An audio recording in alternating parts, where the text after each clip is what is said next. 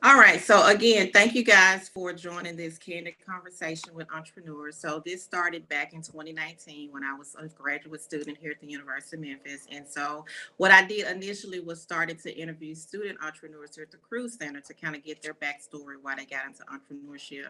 And so it worked out very well for me in terms of me doing some broadcast type journalism as opposed to writing. And so I started offering it for local entrepreneurs here in Memphis, Tennessee.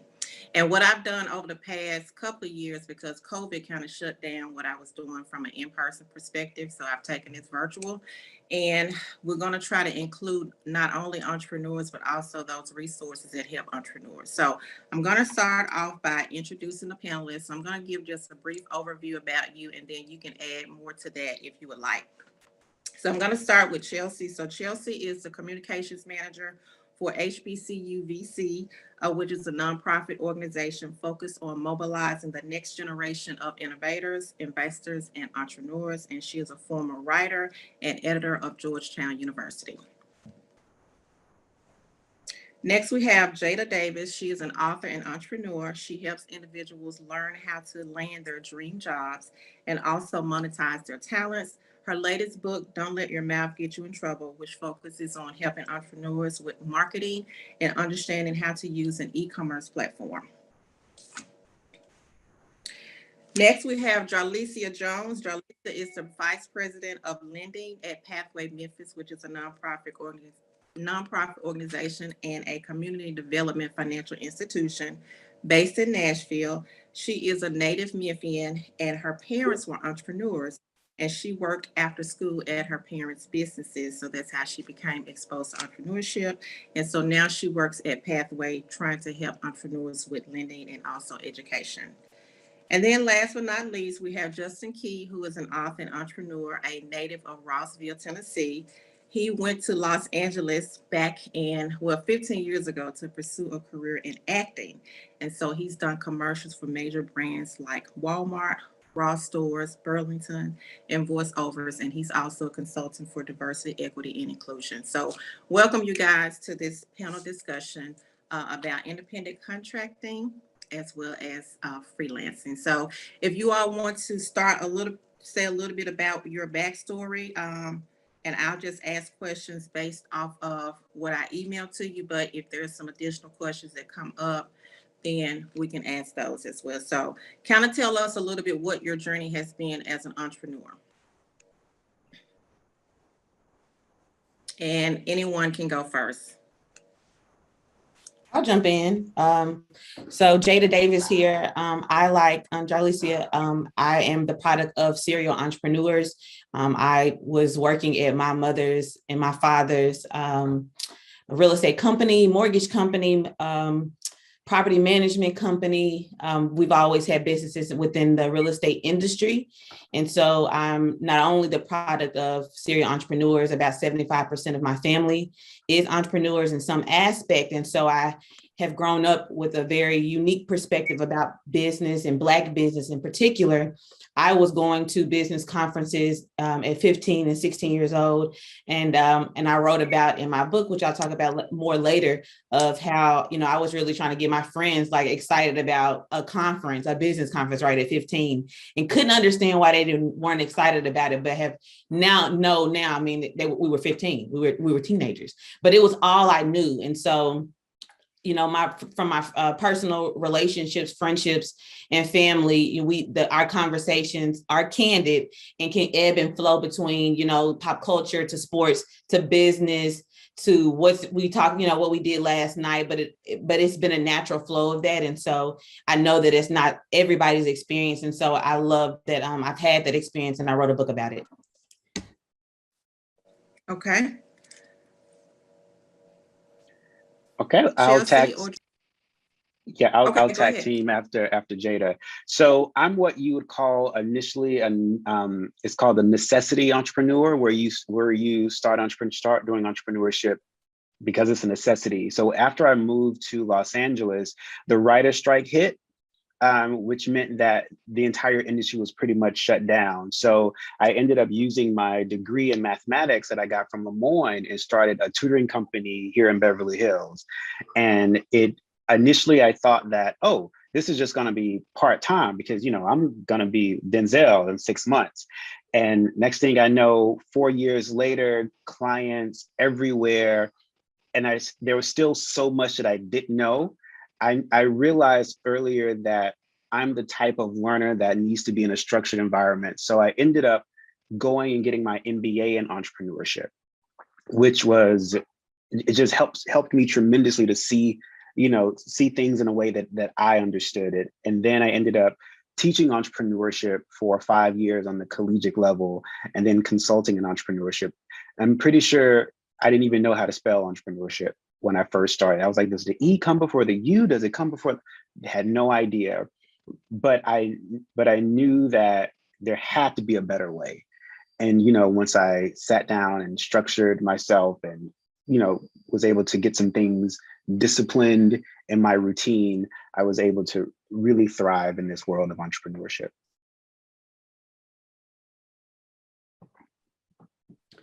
Okay.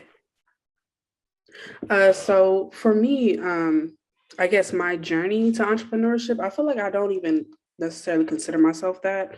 A lot of what I do is freelance and contract work. And that really came about after, going through my 4 years at HBCU. I went to Winston-Salem State University, shout out to the Rams. And I feel like it kind of just grew on me. For those who are familiar with HBCUs, I feel like those are cornerstones for innovation. You're going to find a hustler, somebody trying to make ends meet, trying to make things happen on campus, on the yard.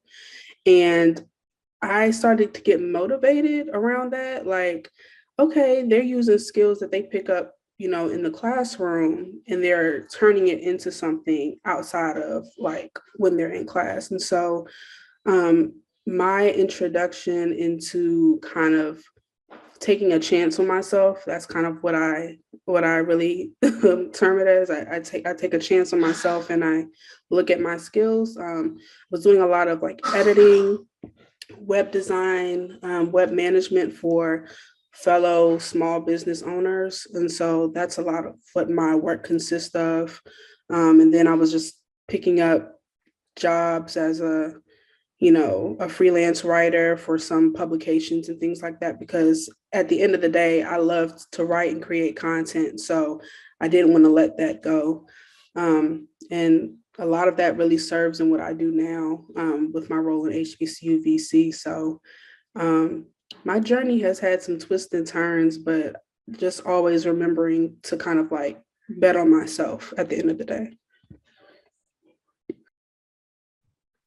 Good morning, everyone. I am Jarlicia Jones, and it's an honor to just be up here with the other panelists because I'm not an entrepreneur. You guys are, facing the challenges day in and day out of entrepreneurship. I'm more so on the other end of really supporting entrepreneurs. As Ms. Anderson shared, and like many of us, or all people, we have family members and friends that are entrepreneurs. But when I was younger, I worked in my parents' store in high school. So very aware of what was happening, how the business impacted them mentally, financially, all of the aspects, because I wasn't a little child just going to the store playing around. I was 16, 17, 18. And the store did not do well, I'll be honest. Like, it was really a strain on my family. And when Pathway was introduced to me, I wish that they had that resource, because I knew it would have ultimately changed the entire direction of their business. And it probably would have been in existence today. So my background is in accounting and finance. And as I was going through my classes, I'm like, I know exactly, what went wrong with their business. I was able to identify it, but they just didn't have that knowledge. So being able to work at Pathway and to support entrepreneurs has been so fulfilling for me. So I'll just talk about a little bit about Pathway. We're a CDFI, which means Community Development Financial Institution. We're around to help really minority, women-owned, African-American-owned businesses. That's our target market, people who look just like me, who went out, jumped in, and are actually doing entrepreneurship. And so what we do is a mixture of lending. Yes, we do provide small business loans, but in addition to that, we do education. And so I started off with Pathway as a small business advisor, working one-on-one with their clients. And then I moved into the women's business and the director role.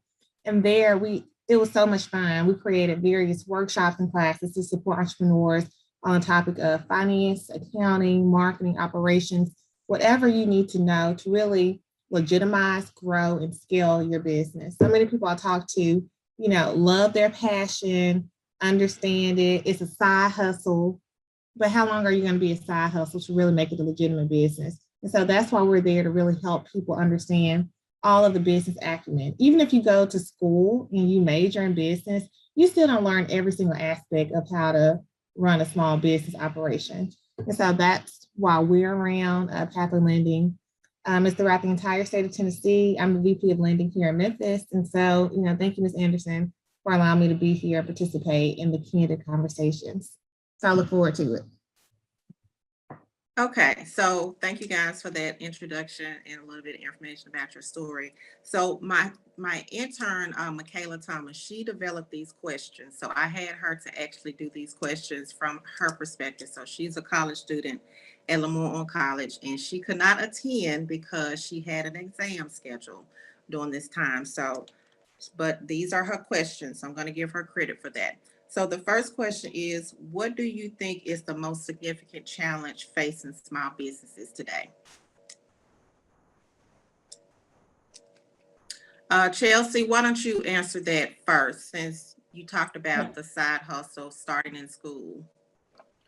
I don't know. I guess I have like a unique perspective because also my work at HBCU VC, not only are we trying to get HBCU students in the door in venture capital, because venture capital is very much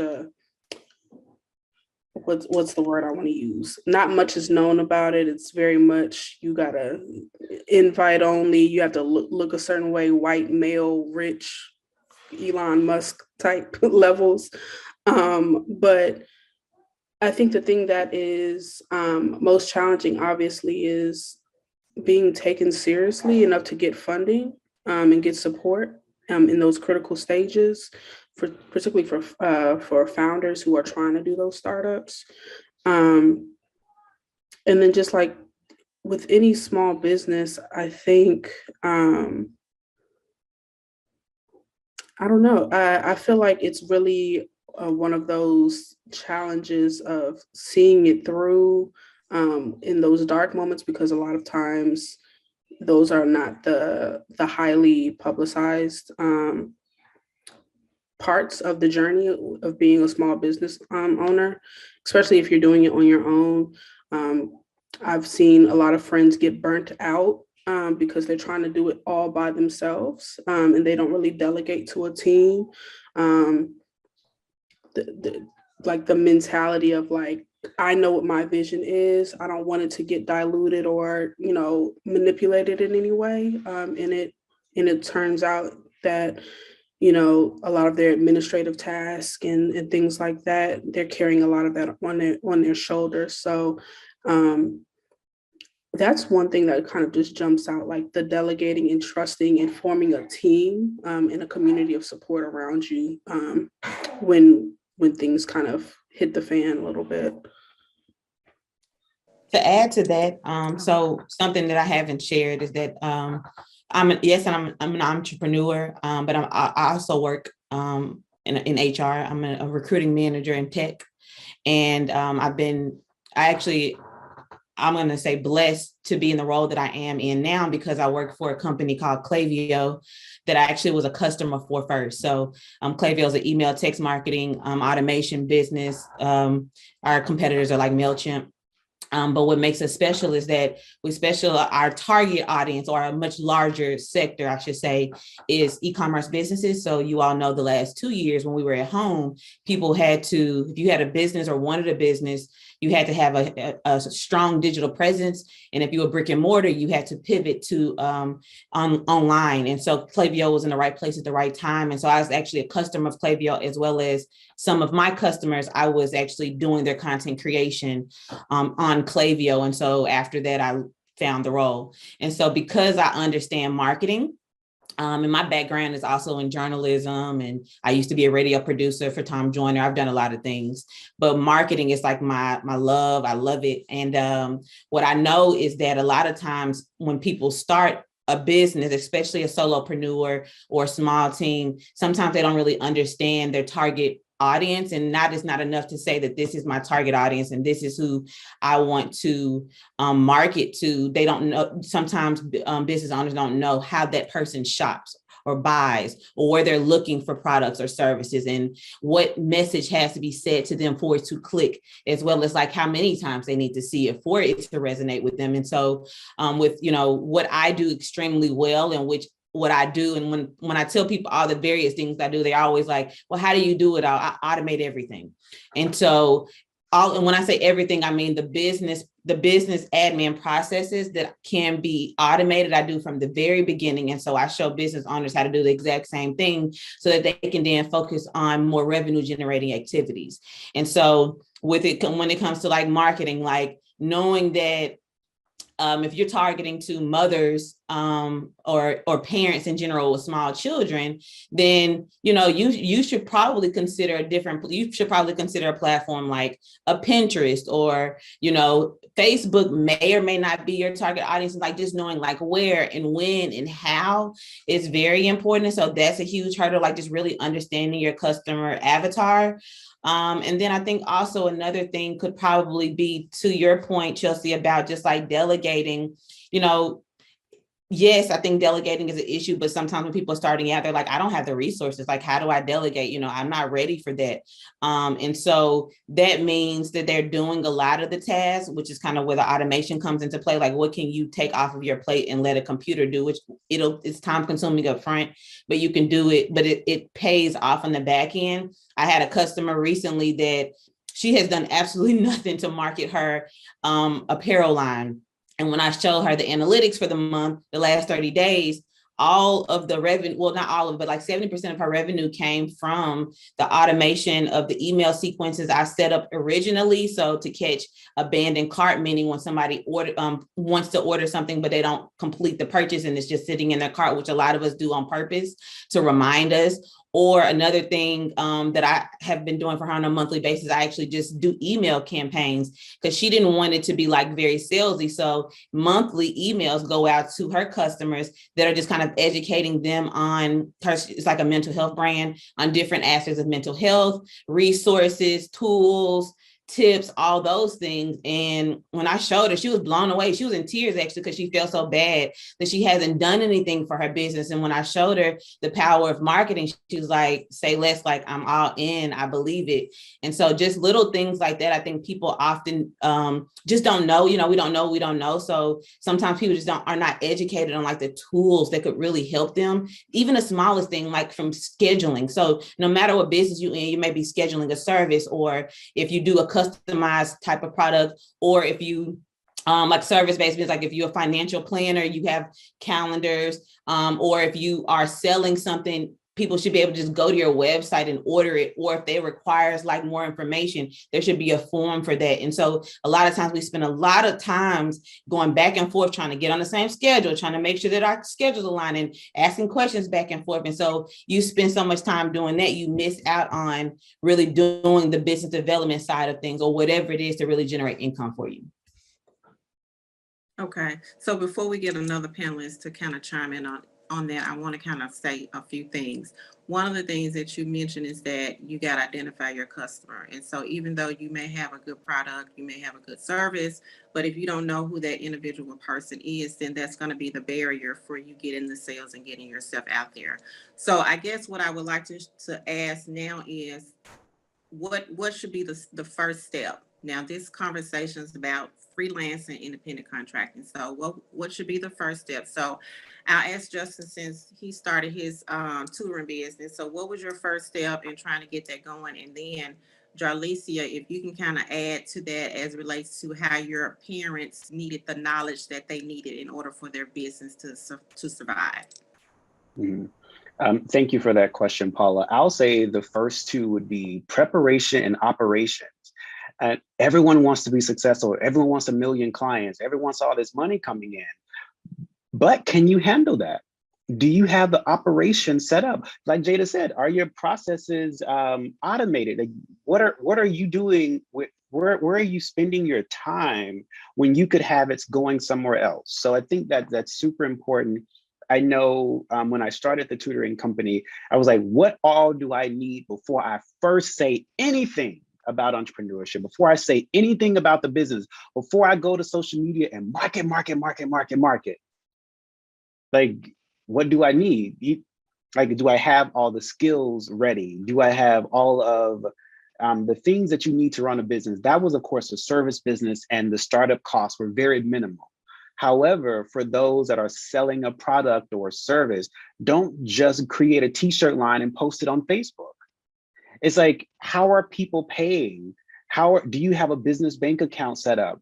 Is anyone helping you? Have you hired a virtual assistant? Do you even have an email signature on your email? Are you still emailing from babygirl707@gmail.com? Set up your processes, set up your preparation so that when you officially say, hey, I am in business, y'all, boom, I'm ready to accept my first client. I'm ready to accept my first payment. I'm just thinking about all of that because I know people typically initially want to go out and get funding. And my first thing is, you know, when teaching entrepreneurship, it's like, well, what are you going to do with it? Why do you need the money? Like, I don't like these PPP loans. Like, I'm like, y'all, I understand that it looks attractive, but justify it for yourself. I understand that the government will give you this money, but justify it yourself. Be ready to accept one client and 10,000 clients. So preparation and operations, I would suggest, is the very first step for me and my mindset as it relates to that particular process. Thank you so much for sharing that, Justin. And what everyone has shared so far has been great. I would say if you're starting out as an entrepreneur, that's research and development time. You're reading as much as possible. You're studying your potential competitors, seeing how they're doing it. You're really trying to understand how to efficiently operate a business and really get an understanding of what you're getting yourself into. You know, I have opportunity to talk to small business owners every day. And my first question is, do you like this? Because it's going to be what you live and breathe every single day, day in and day out. It's not going to be a standard 9 to 5. It's going to be your entire life. You don't turn it off. What else I would say is, you know, comparing it back to my parents, this was the early 2000s, right? YouTube University was not a thing. Having access to all of these articles. One of my favorite websites, which I'll drop in chat, is a small business. And it has a topic on every single aspect of a business you can ever think of, which is great. You can read as much information as possible, but people go to university for a reason, right? For things that you can't teach yourself, you need to go to someone who can explain it to you. So I would say immediately to connect with entrepreneurial ecosystems that are out there. So just thinking about Memphis, Pathway Lending, we have an entire educational arm. There's the Memphis Epicenter. Local universities have entrepreneurial programs. Go ahead and get connected in there because they'll be able to steer you in the right direction and provide networking opportunities from other entrepreneurs that you'll get to meet, talk to firsthand. When there are grant opportunities or anything that could impact your business, you'll be in the know and someone will know you to be able to advocate on your behalf. The next key piece of it, like Justin was saying, is you have to prepare. And Jada, who your target market and audience is, who are you directly speaking to? How are you going to get in contact with them? You know, I can, you know, pinpoint seeing things that pop up on Instagram. I was at Target looking for a chair, and then I went to Instagram, and that same chair was on Instagram. Like, how does Target do that? I don't know, but they know that I was, you know, interested in looking for chairs. The second piece I would say is have your finances in order. Personally, because those habits that you have for yourself will also go into your business. So if you spend every single penny that you make from your personal paycheck, you're going to do that same habit for your business. And so I would encourage everyone, you know, if you're starting a business, to take some small business financing courses so you can look at your numbers, manage your account, understand how much I'm spending versus how much I'm bringing in. is this business profitable? You might be doing something that you thoroughly enjoy, but secret here, the ultimate goal of business is to make money. So if you're spending more than you're making, sorry, at some point that becomes a hobby. And either you need to look at it and realize, okay, where do I need to adjust my finances? And then the last piece, really just to reiterate what Chelsea was saying, is you have to be flexible. In small business, things are changing, evolving. The world that we live in being technology based, your customer needs, clients' wants will be changing day in and day out. And how will you be able to meet their needs? What 2020 and 2021 taught us? So many life lessons. And so I know it's a hard struggle because there'll be entrepreneurs who are dead set on what they're doing, but you have to be flexible and change some elements of your business and be okay with that, because the more you learn, the more you know, it'll be advantageous for your business overall.